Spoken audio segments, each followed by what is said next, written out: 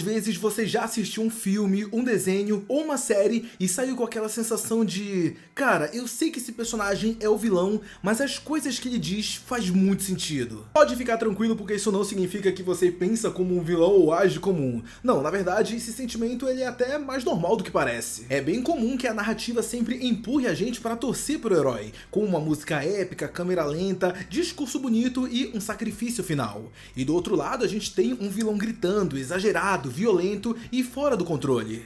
Só que quando você tira toda essa estética exagerada e olha só pra lógica, muitos desses vilões não estavam errados. E agora a gente vai ver os maiores exemplos disso. Então vamos junto pra mais um vídeo. Eu sou Eric Brelar e sejam muito bem-vindos a mais um vídeo, e é impossível começar esse vídeo sem falar do Homem-Aranha Miguel O'Hara. Dentro de toda aquela sociedade de Homens-Aranhas, Miguel O'Hara é o único que parou de agir como um herói e começou a agir como alguém que já viu tudo dar errado. Ele não trata os eventos canônicos como algo bonito ou algo como destino. Não, ele vê os eventos canônicos como um protocolo de segurança que precisam ser seguidos a todo custo. Miguel O'Hara não vive no isso vai dar certo. Não, ele vive no isso já deu errado. A diferença é que ele já viu um universo inteiro colapsar. E eu não tô falando na teoria, não. Ele viu na prática. Ele viu pessoas sumindo. Ele viu a realidade inteira se desfazendo. Um mundo inteiro caindo na frente dele. Já o Miles Morales representa aquele arquétipo clássico do super-herói.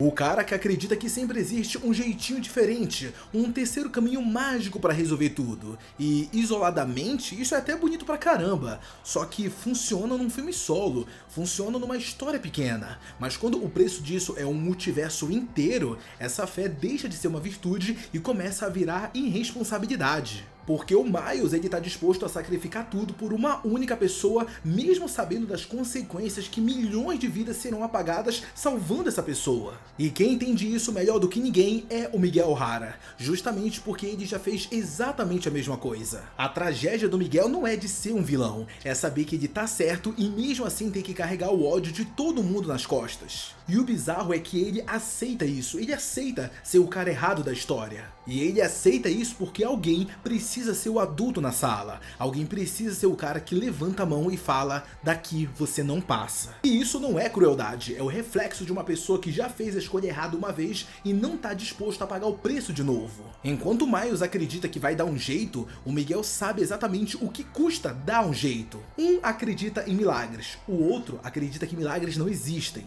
Agora, um outro caso clássico de vilão que estava certo é o Tai Lung. Tai Lung não nasceu como um vilão, ele nasceu com uma promessa que foi imposta desde quando ele era apenas uma criança. Shifu passa a vida inteira dizendo que ele é especial, que ele é o melhor, que ele é o futuro dragão guerreiro. Só que é exatamente aí que tá o erro. Shifu não cria uma pessoa, ele cria alguém obcecado, constrói uma identidade inteira em cima de uma função só, ele alimenta o ego, ele empurra a obsessão e nunca ensina o que fazer com esse papel caso ele não vier. E aí o mestre Oogway aparece, olha para o Tai Lung e solta um simples não. Sem explicação, sem conversa, sem assumir responsabilidade nenhuma. E é óbvio que tudo desmorona. E essa fúria que o Tai Lung sente não é sede de poder, não, é vazio na verdade. O que ele perdeu não foi um título ou um cargo, não, o que ele perdeu foi o propósito da vida dele. E é sério, o mais nojento de tudo é a reação das pessoas em volta daquela situação. O Shifu entra num estado de culpa silenciosa, o Oogway vira um filósofo ambulante, e o Tai Lung vai pra cadeia como um lixo que nunca fez nada de bom.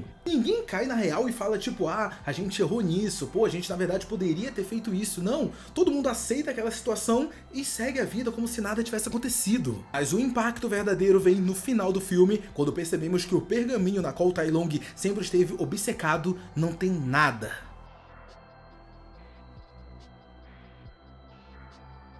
Anos de treino, anos de pressão, anos de expectativa baseados em nada. E isso até faz a gente pensar, porque se um sistema ele cria um monstro e depois pune ele por ser exatamente o que ele é, o que ele virou, a culpa não é do monstro, a culpa é do sistema que criou ele. Os próximos vilões aqui na nossa lista entram naquela categoria de vilões que só queriam ficar numa boa, só que aí apareceu uma galera e tirou a paz deles. E o primeiro deles é o Vincent, de Os 100 Florestas, que é um exemplo perfeito disso que eu tô falando. Ele é um urso gigante que queria duas coisas simples: dormir dormir e comer. E roubaram isso dele 2 vezes. Pô, aí de verdade, galera, pô, qualquer um ia surtar, né? Já o segundo vilão com quase essas mesmas características é o Lotso, de Toy Story 3. Afinal, ele não vira um ditador porque ele é mau, ele vira porque ele é esquecido. Ele só verbaliza uma verdade desconfortável: brinquedos são descartáveis. Ok que ele errou feio no jeito de executar tudo isso, mas tudo que ele diz, as palavras, o fato dos brinquedos realmente serem descartáveis,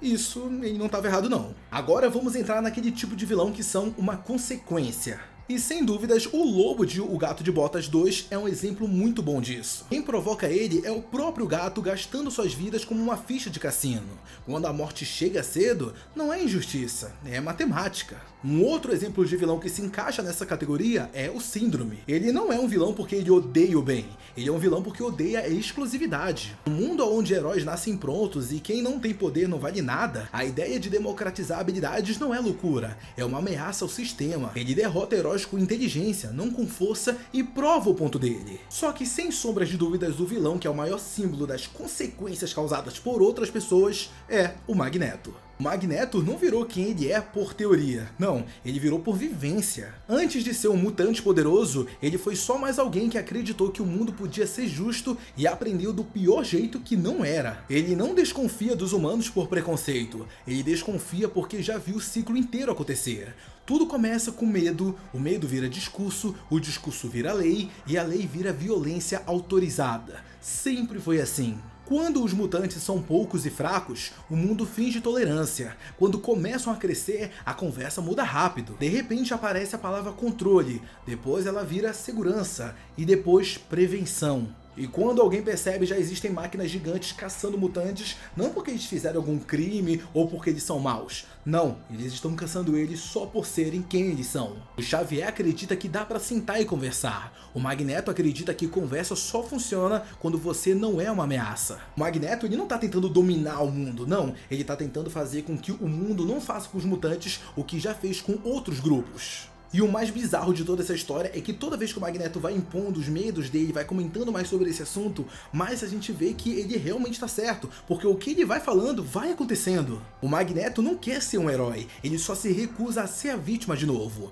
E assim como ele, a maioria desses vilões nunca quis ser um monstro. Vilões raramente surgem do nada, eles são empurrados, um pouco por vez, até não restar escolha. Então talvez a pergunta que a gente tem que fazer não é mais o que fez esses vilões virarem vilões. Talvez a pergunta real que tenha que ser feita é quem construiu esse mundo que a escolha deles acabou se tornando inevitável.